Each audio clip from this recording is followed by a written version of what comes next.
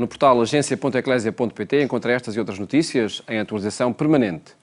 Entre janeiro e junho de 2015 decorreu a dinâmica Escutar a Cidade, cujas conclusões vão ser apresentadas e debatidas este sábado numa sessão promovida pelo grupo dinamizador deste projeto, de que faz parte Jorge Vémenos, hoje convidado do programa Eclésia. Muito boa tarde. Boa tarde. Obrigado aos demais por estar neste programa. Esta primeira conclusão que referi no início do programa é erradicar a pobreza. 6 meses de debate, foram unânimes os intervenientes nesses debates a apontar essa urgência? Explicando um pouco para dar o contexto de como surge essa primeira prioridade. Nós, durante 6 meses, uma vez por mês, escutámos pessoas não católicas que nos vieram falar das suas preocupações, das suas esperanças e daquilo que achavam que a comunidade católica da Diocese de Lisboa podia fazer, pensar, agir em relação a esses problemas. E, portanto, é facto, aquilo que o Paulo disse é verdade, a questão da pobreza e da situação da crise económica e dos seus efeitos foi muitas vezes referido.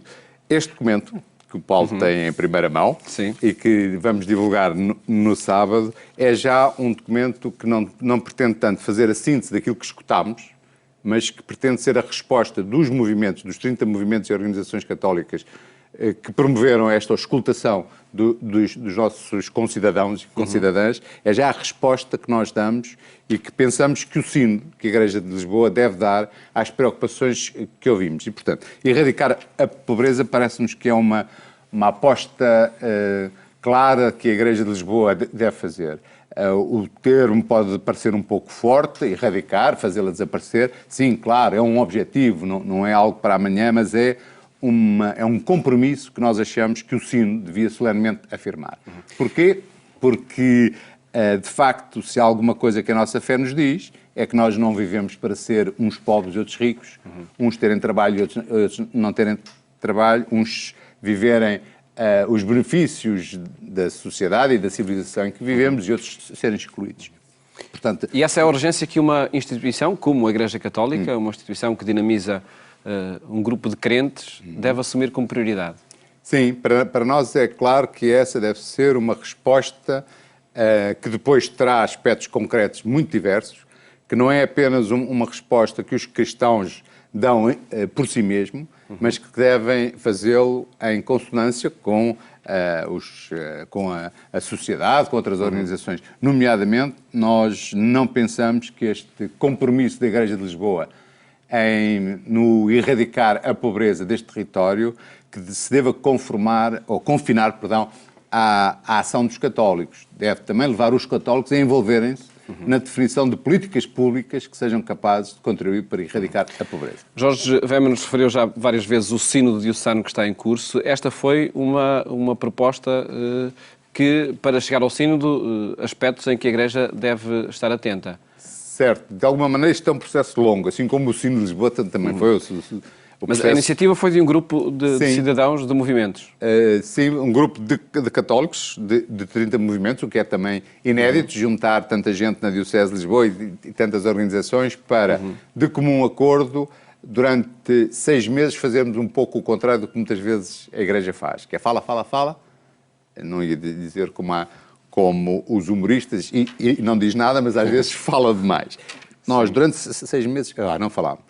Convidámos pessoas a virem publicamente, num espaço público, no Fórum de Lisboa, pessoas que não eram católicas, não são católicas, virem conversar connosco sobre aquilo que as preocupa e o que esperam da Igreja Católica. O que foi muito interessante foi que algumas dessas pessoas, ao serem convidadas, perguntaram-se um pouco, mas eu não conheço suficientemente a realidade da Igreja, o que é que eu vou dizer sobre aquilo que eu espero da Igreja? Mas, de facto, a sua reflexão foi até esse ponto, e uma das coisas que eu gostaria de sublinhar e que nos comoveu bastante foi que nós pensávamos estar num processo de acolher pessoas. No fundo, a sensação que tivemos foi que nós é que fomos acolhidos por essas pessoas. E, portanto, que falaram para um público de 3 centenas de católicos, e isto era também um processo em que não havia debate. Cada uma das 24 pessoas que convidámos falava, nós escutávamos, pelo meio tínhamos algumas intervenções artísticas, mas era um processo de escuta. E uma das coisas também que nós propomos ao Sino de Lisboa é que tenha muito em atenção o facto de existir uma expectativa grande das pessoas não católicas sobre o resultado do Sino. Portanto, nós temos aqui também uma área de responsabilidade e, nomeadamente, o Patriarca de Lisboa, por ter convocado este Sino, criou seguramente uma responsabilidade porque criou uma expectativa. Porque muitos destes não crentes, e muitos crentes também, querem da Igreja um novo modo de estar. É uma das conclusões que também aparecem destas sessões. Que modo de estar é que se pretende? Sobretudo que a Igreja contribua, enfim, para afirmar o pluralismo e a diversidade de opiniões como um bem social, ajudando a reduzir a crispação dos diferentes pontos de vista. Nós, católicos, desse ponto de vista, temos uma longa tradição, se bem alimentada, de perceber que, embora partilhemos todos da mesma fé, das mesmas convicções, há caminhos diversos para o concretizar. E depois, por outro lado, a ideia muito duas outras prioridades. Os nossos convidados falaram-nos muito sobre a importância da Bíblia. Sim. O que é, a centralidade da palavra da Bíblia. Exatamente. O que é muito interessante ouvir de pessoas que não são católicas referir que o património cultural, enfim, digamos também a capacidade da Bíblia, a Bíblia, as suas histórias, enfim, os poemas que contém, os livros que contém, etc., poderem ser um estímulo e enfim, algo muito atual. E, finalmente, ainda neste ponto, toda a questão relativa à libertar o futuro. Nós vivemos 4, 5 anos em que as pessoas foram impedidas de pensar o futuro, neste sentido em que foram remetidas a que as coisas são assim como são e ponto final, quando nós pensamos que exatamente a nossa fé é uma convicção de que o futuro está por construir e que nós, mais do que estarmos limitados pelos mercados, pela economia e etc., nós podemos decidir o futuro que em conjunto queremos trilhar. E desse ponto de vista, a Igreja tem um contributo importante, contribuir, desculpa a expressão, para pôr termo a este fechamento cultural de que não há nada a pensar, não há nada a imaginar, há apenas fazer, enfim, afirmar-se derrotado perante a força da realidade. Por isso afirma a necessidade de fomentar a justiça e a participação, com novos nomes mesmo na democracia? De algum modo, aquilo que nos foi dito e que nós percebemos como uma interrogação muito importante e que gostávamos que a Diocese de Lisboa assumisse como palavra para o futuro e como ação para o futuro, é o facto de que hoje, enfim, digamos, a democracia não inclui apenas o triângulo da Revolução Francesa. Inclui hoje uma exigência muito grande para a participação. Pois, no final do século XVIII não havia essas ideias, mas hoje afirmar a democracia e a importância da democracia exprime-se através de fomentar a participação e de fomentar a justiça, como é óbvio. Portanto, estes dois termos são muito importantes. Coloca muitas vezes essa tensão em saber até onde pode ir ou até onde deve ir a participação da Igreja na construção das democracias. Sim, mas repara, primeiro que tudo é uma exigência à própria Igreja, ao seu modo de viver e de se organizar e de decidir. A participação não pode ser, digamos, vivida ou proposta aos cidadãos e ser negada no interior da Igreja. Tem que ser a Igreja, ela própria, tem que ser uma escola de participação. E já o é em muitos grupos, mas é preciso fomentar mais essa participação na vida interna da Igreja, até como escola para a participação cidadã, digamos. Não é? Uma última referência nas conclusões ainda à linguagem da arte.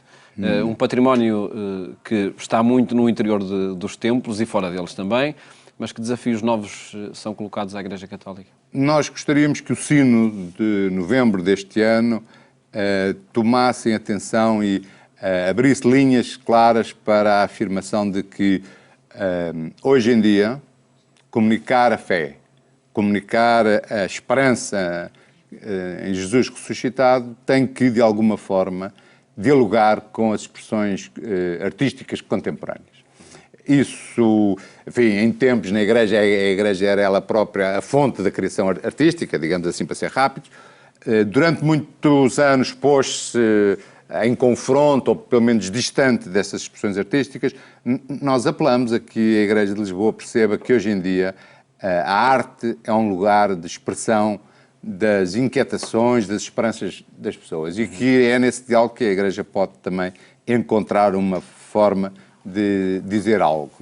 Eu queria só chamar uma atenção para um ponto ainda, que é, nós gostaríamos muito que o Sínodo fosse um momento em que a Igreja diocesana percebesse e publicamente pedisse perdão.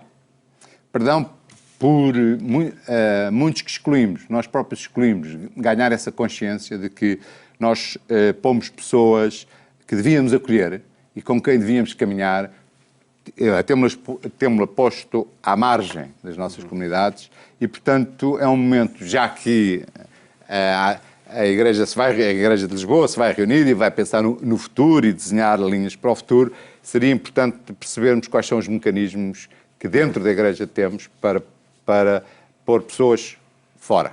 E pronto, isso... Muito brevemente, para terminarmos, de que forma é que estas conclusões vão ser apresentadas e debatidas neste sábado?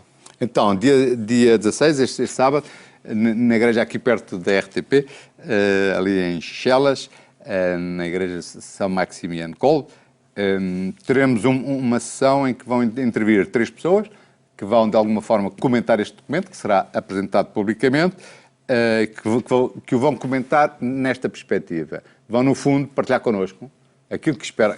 Desta vez são católicos e, portanto, vão partilhar connosco aquilo que sonham ou que esperam que seja a Igreja Diocesana do pós-Sínodo. Isto é, que expectativas, que desejos, que vontades é que têm para o futuro da Igreja Diocesana. Eu acho que este Sínodo pode ser um momento muito marcante para o futuro da Igreja Diocesana e que não podemos apenas ficar por arranjar mais ou menos a casa. Temos que ter uma linguagem que chegue às pessoas que connosco habitam este território. E aqui está um contributo muito específico dado por este dinamismo de escutar a cidade. Jorge Weber, nos agradeço ter estado aqui no programa Eclésia. Muito obrigado, Bel.